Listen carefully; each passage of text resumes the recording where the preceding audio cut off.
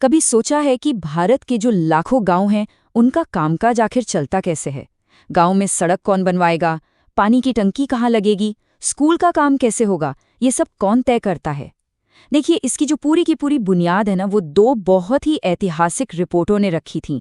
आज हम उन्हीं मेहता समिति की रिपोर्ट्स की कहानी को समझेंगे, जिन्होंने हमारे आज के ग्रामीण भारत की नींव रखी। तो असल में सवाल यही था कि पावर किसके हाथ में हो। क्या सारे फैसले दिल्ली या किसी राज्य की राजधानी में बैठे अफसर लेंगे, या फिर ये ताकत सीधे गांव के लोगों को दी जानी चाहिए? बस इसी एक बड़े सवाल का जवाब खोजने के लिए दो बहुत ही महत्वपूर्ण समितियां बनाई गईं।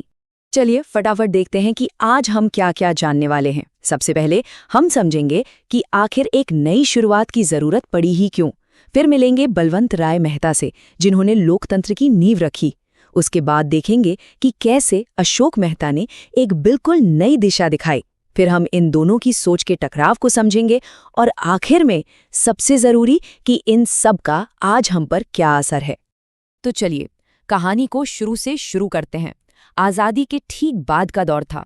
आखिर ऐसा क्या हो गया था कि पूरे सिस्टम को बदलने की जरूरत आन पड़ी?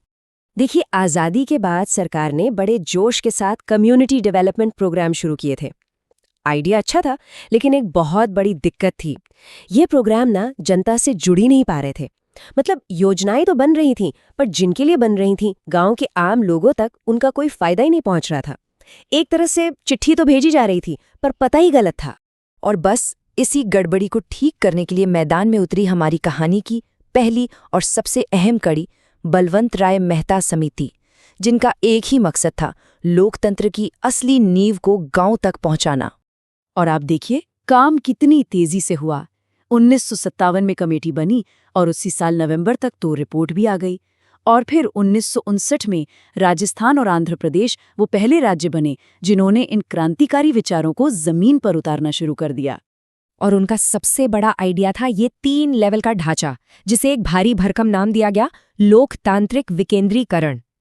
आसान भाषा में कहे तो पावर को ऊपर से नीचे तक बांटो। सबसे नीचे गांव के लेवल पर ग्राम पंचायत, जिसका चुनाव सीधे लोग करेंगे। बीच में कुछ गांवों को मिलाकर ब्लॉक लेवल पर पंचायत समिति, जो सारे काम देखेगी। और सबसे ऊपर जिले के लेवल पर जिला परिषद, जो सिर्फ सलाह और निगरानी का काम करेगी। शुरू में तो इसका असर अरे वाह कमाल का था। पहली बार गांव के लोगों को लगा कि हाँ, विकास में उनकी भी कोई आवाज है, उनका भी कोई रोल है। जब लोकल लोग खुद फैसले लेने लगे तो विकास के कामों में एक नई जान आ गई। यहीं से असल में डिसेंट्रलाइजेशन यानी विकेंद्रीकरण की नींव पड़ी। लेकिन जैसा अक्सर होता है, कहानी में एक ट्विस्ट आया। कुछ ही सालों में इस शानदार सिस्टम में दरारें पड़ने लगीं।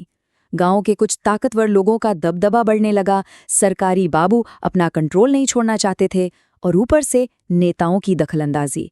इन सब ने मिलकर इस पूरी व्यवस्था को धीरे धीरे कमजोर करना शुरू कर दिया। अब करीब करीब 20 साल गुजर चुके थे।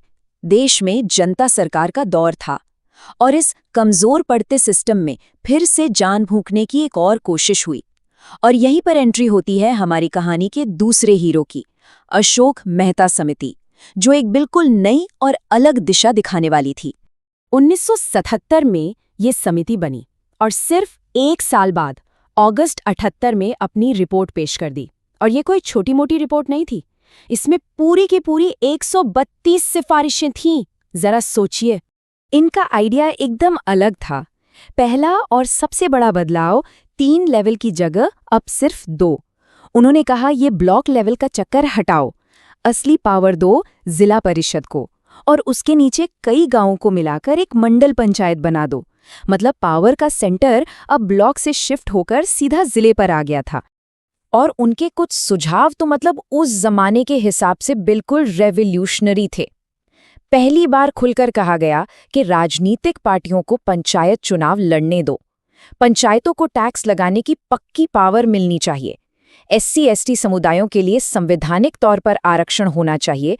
और ये भी कहा कि राज्य सरकारें अपनी मर्जी से पंचायतों को भंग न कर पाएं। ये वाकई बहुत बड़ी बातें थीं।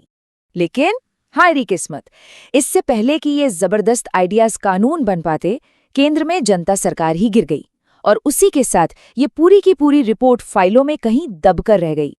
तो अब हमारे पास 2 मॉडल थे, एक बलवंत राय मेहता का और दूसरा अशोक मेहता का। दोनों एकदम अलग। चलिए जरा दोनों को आमने सामने रखकर समझते हैं कि असल में फर्क था क्या। ये टेबल देखिए, सब कुछ शीशे की तरह साफ हो जाएगा। एक तरफ बलवंत राय मेहता का 3 लेवल का सिस्टम, जहां ब्लॉक सबसे अहम था। दूसरी तरफ अशोक मेहता का 2 लेवल का मॉडल, जो सारी पावर्स जिले को देना चाहता था। पॉलिटिकल पार्टियों पर भी सोच एकदम उलट थी। और सबसे बड़ी बात, सामाजिक न्याय, SC/ST आरक्षण का आइडिया अशोक मेहता की रिपोर्ट में ही पहली बार इतनी मजबूती से सामने आया था। तो सवाल उठता है कि इन 2 बड़ी-बड़ी रिपोर्ट्स का आखिर हुआ क्या? क्या ये सब बस कागजों में ही रह गया? नहीं। चलिए अब कहानी के अंतिम और सबसे जरूरी हिस्से पर चलते हैं। इनकी विरासत आज कैसी है? भले ही केंद्र सरकार ने अशोक मेहता रिपोर्ट को लागू नहीं किया, पर कहते हैं ना, अच्छे विचार अपना रास्ता खुद बना लेते हैं। 80 के दशक में पश्चिम बंगाल, कर्नाटक और आंध्र प्रदेश जैसे कई राज्यों ने इसी रिपोर्ट से प्रेरणा लेकर अपने पंचायती राज कानूनों में बहुत बड़े-बड़े सुधार किए। और फिर आया वो साल जिसने भारतीय लोकतंत्र की कहानी हमेशा के लिए बदल दी, 1992। ये एक ऐतिहासिक मोड़ था। 1992 के 73वें संविधान संशोधन ने एक तरह से दोनों रिपोर्टों के सबसे बेहतरीन विचारों को एक साथ मिला दिया।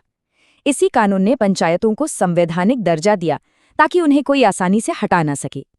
चुनाव रेगुलर और जरूरी कर दिए गए। SC/ST के साथ साथ इतिहास में पहली बार महिलाओं के लिए भी आरक्षण लागू हुआ। ये असल में दोनों मेहता समितियों की सालों की सोच का निचोड़ था। इस पूरी यात्रा को ये एक लाइन बहुत खूबसूरती से बताती है। दोनों समितियों ने दशकों के अंतराल के बावजूद पंचायती राज को फिर से जीवित और मजबूत किया, जिससे आज के ग्रामीण शासन की नींव तैयार हुई। और ये विरासत आज भी जिंदा है और आगे बढ़ रही है। आज जब हम डिजिटल पंचायत जैसी चीज़ों की बात करते हैं, जो गांवों को 21वीं सदी से जोड़ रही है, तो ये सब उसी मजबूत नींव पर मुमकिन हो पाया है जिसे दशकों पहले इन मेहता समितियों ने रखा था।